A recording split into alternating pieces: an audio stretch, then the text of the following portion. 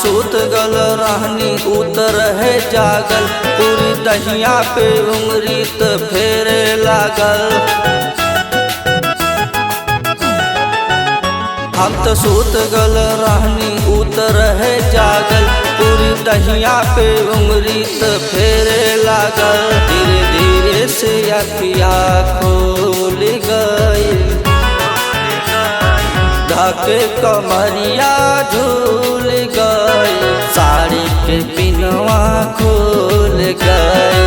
ढके कमरिया झूल गई, साड़ी के पिनवा खोल गई।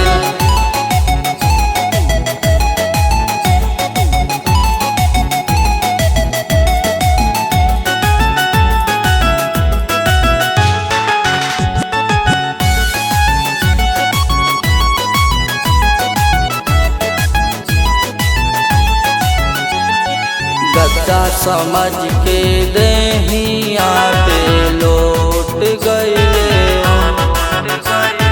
आँखों से आँखें मिला के होठ होठ धइले। गद्दा समझ के देहिया पे लौट गईले, आँखों से आँखें मिला के होठ होठ धइले। काम आधा न सखिया फूल भइल, ढके कमरिया झूल गई, साड़ी के पिनवा खोल गई। ढके कमरिया झूल गई, साड़ी के पिनवा खोल गई।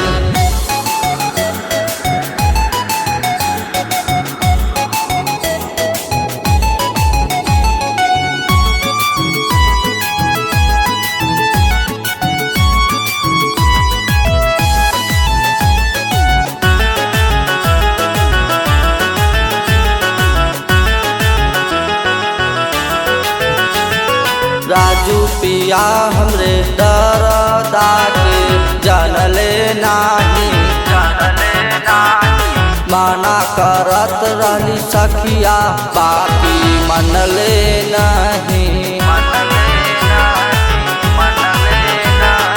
राजू पिया हमरे दरदा के जानले नाही, माना करत रहली सखिया बाकी मनले नहीं।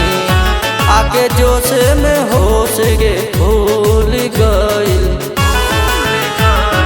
ढके कमरिया झूल गई, साड़ी के पिनवा खोल गई। ढके कमरिया झूल गई, साड़ी के पिनवा खोल गई।